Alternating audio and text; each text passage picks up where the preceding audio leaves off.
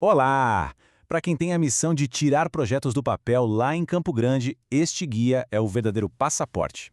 A gente vai mergulhar num passo a passo bem prático para conseguir acessar os recursos da Câmara Municipal e, olha, de fato, transformar a realidade de cada bairro. Ok, vamos direto ao que interessa. Esse número aí na tela, quase 7 bilhões de reais. Esse é o orçamento aprovado para Campo Grande em 2026.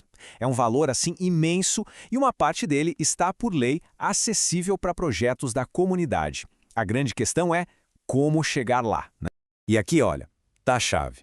Daquele orçamento todo, cada um dos 29 vereadores tem à disposição R$ 830 mil em emendas de pagamento e, atenção, obrigatório. Isso mesmo, o dinheiro tem que ser gasto nos projetos que eles indicam. Então, a oportunidade é bem concreta e está ao alcance. Essa é a pergunta que a gente vai responder hoje. E não é uma questão de sorte ou de conhecer as pessoas certas, viu? É sobre técnica, preparo e estratégia. Vamos juntos desvendar o caminho para que cada bairro consiga uma parte desse recurso.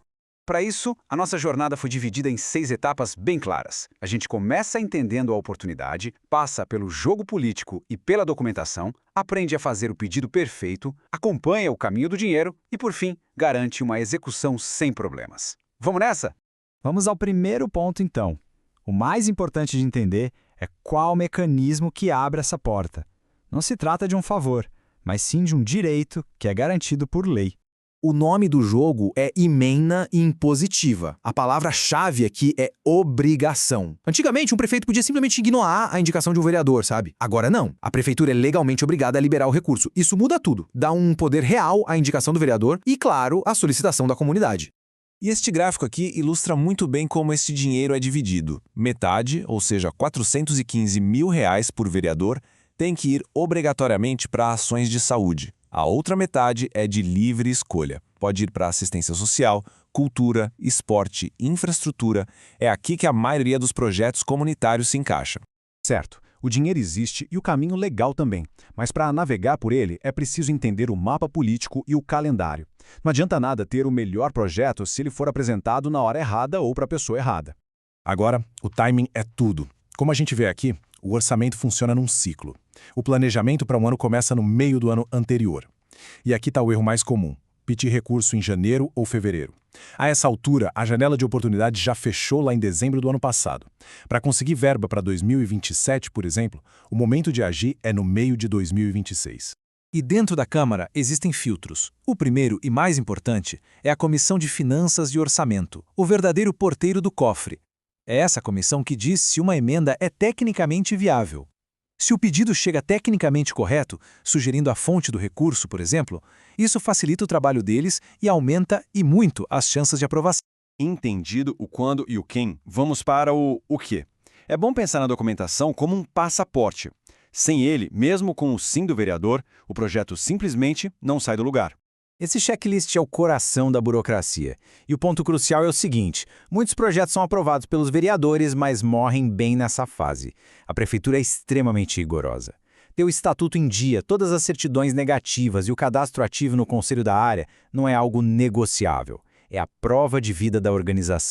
E tão importante quanto saber o que fazer é saber o que não fazer. Esse dinheiro tem regras claras. É proibido usar recurso de emenda para pagar dívida antiga, multa ou para promoção pessoal. Conhecer essas proibições desde o início evita problemas jurídicos gigantescos lá na frente.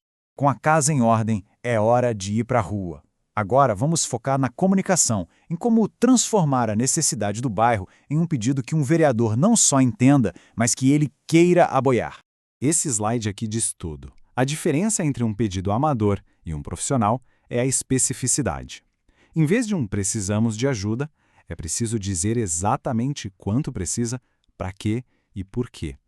Isso mostra que existe um plano real por trás daquele pedido. E essa especificidade tem que vir dentro de uma estrutura persuasiva no ofício, que é o documento oficial. Começa com um gancho, elogiando uma ação do vereador, depois descreve o problema com dados, apresenta a solução de forma clara e termina mostrando o impacto positivo que a ação dele vai trazer para as pessoas. É uma receita para o sucesso. Certo, tudo foi feito corretamente e o vereador disse sim. E agora? Muita gente pensa que o trabalho acabou, mas ele está só começando.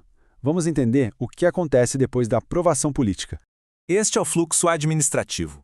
O vereador insere a emenda na lei, a prefeita sanciona, e aí a organização é chamada para apresentar um plano de trabalho bem detalhado num sistema online. Só depois de toda essa análise jurídica e técnica é que o dinheiro finalmente é depositado numa conta bancária específica para o projeto. E chegamos na última e talvez mais crítica etapa. O dinheiro está na conta. O sucesso agora depende de uma execução financeira impecável e de uma prestação de contas transparente. É aqui que se garante a possibilidade de receber recursos no futuro. Para fechar com chave de ouro, é só seguir estas regras. Pagar tudo eletronicamente, o rastro digital é o melhor amigo. Fazer sempre 3 cotações para provar boa-fé na gestão do dinheiro. Exigir notas fiscais completas e registrar qualquer bem comprado. Seguir isso à risca não é burocracia, é a garantia de uma prestação de contas tranquila e de portas abertas para o futuro. Este calendário estratégico resume tudo. Captar recursos não é um ato isolado, é um ciclo. No começo do ano, se organiza a casa e executa o que já foi aprovado. No meio do ano, já se está negociando e protocolando os pedidos para o ano seguinte. É um trabalho contínuo de planejamento e ação. E para resumir toda a nossa conversa, esta frase é perfeita.